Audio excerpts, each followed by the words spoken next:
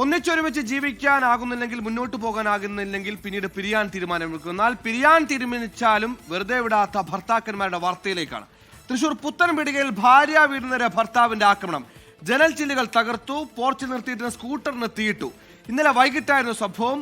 പിരിഞ്ഞു കഴിയുകയായിരുന്ന ഭാര്യയുടെ വീട്ടിലെത്തിയാണ് ഈ യുവാവിന്റെ ഭർത്താവിന്റെ പരാക്രമം. വിവാഹമോചനത്തിന് നോട്ടീസ് അയച്ചതിന്റെ വൈരാഗ്യത്തിലാണ് ഈ കാട്ടിക്കൂട്ടൽ.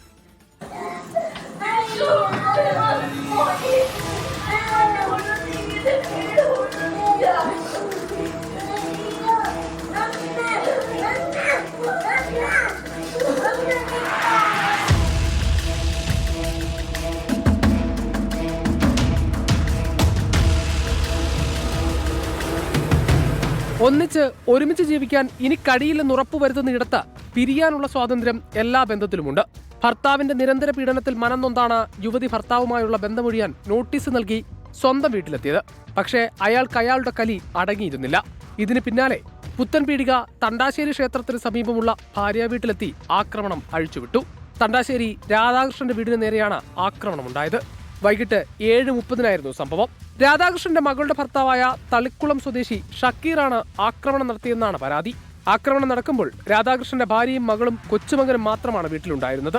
അക്രമാസക്തനായി എത്തിയ ഇയാൾ ആദ്യം വീടിന്റെ ജനൽ ചില്ലുകൾ അടിച്ചു തകർത്തു. തുടർന്ന് പോലീസ് എത്തുമ്പോഴേക്കും സ്ഥലത്തുനിന്ന് കടന്നു കളയുകയും ചെയ്തു. പിന്നീട് ഏതാനും മണിക്കൂറുകൾക്ക് ശേഷം തിരികെ എത്തി ഇവരുടെ വീടിന് മുന്നിൽ വെച്ചിരുന്ന ഇരുചക്രവാഹനം തീയിട്ട് നശിപ്പിക്കുകയായിരുന്നു. ഇയാൾ 10 മാസം മുൻപ് ഇതേ വീട്ടിലെത്തി സമാനമായ ആക്രമണം നടത്തിയിരുന്നു. ഇതിനു പുറമെ യുവതി ജോലി ചെയ്യുന്ന സ്ഥാപനത്തിലെത്തി പ്രശ്നങ്ങൾ ഉണ്ടാക്കിയതിനും ഷക്കീറിനെതിരെ കേസുണ്ട്. 24 തൃശൂർ.